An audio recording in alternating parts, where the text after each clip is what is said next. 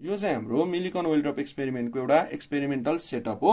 यहाँ हामी हेर्न सक्छौँ माथिपट्टि र यहाँ डबल वाल च्याम्बर छ। डबल वाल च्याम्बरमा चाहिँ के हुन्छ भन्दाखेरि हाम्रो कोल्ड वाटर फ्लो हुन्छ। यो कोल्ड वाटरले के गर्छ त भित्रको टेम्परेचर न त बढ्न दिन्छ न त घट्न दिन्छ। So it helps to maintain the isothermal condition है।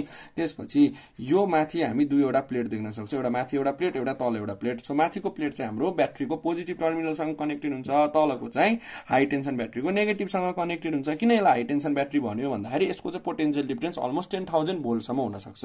त्यसपछि हामी यहाँ क्लक कोइल देख्न सक्छौँ।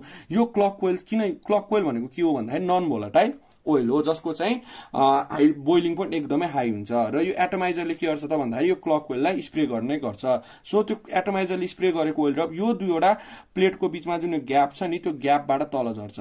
र यहाँ हाम्रो के हुन्छ त एयर हुन्छ, भित्र के हुन्छ एयर हुन्छ। एयरले गर्दा फ्रिक्सन क्रिएट हुन्छ। फ्रिक्सन भएपछि चाहिँ यो ओइल ड्रप चाहिँ के हुन्छ त आफै आयनाइज हुन थाल्छ।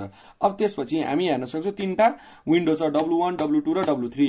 W1 बाट लाइट आउँछ। लाइट आएको लाइटले के गर्छ त भित्रको ओइल ड्रपलाई मोनिटर गर्न हेल्प गर्छ। त्यसपछि यो W2 बाट हाम्रो के आउँछ त एक्सरे आउँछ। एक्सरेले के गर्छ त भन्दाखेरि यदि फ्रिक्सन इनफ भएन र यो आयनाइज भएन भने चाहिँ यो एक्सरेले ओइल ड्रपलाई आयनाइज गर्नलाई हेल्प गर्छ। त्यसैगरी यो हाम्रो के हो त ट्राभलिङ माइक्रोस्कोप। ट्राभलिङ माइक्रोस्कोपको काम चाहिँ के हो त भन्दाखेरि यसको टर्मिनल भेलोसिटी क्याल्कुलेट गर्ने हो। So this is the experimental setup of Millikan oil drop experiment.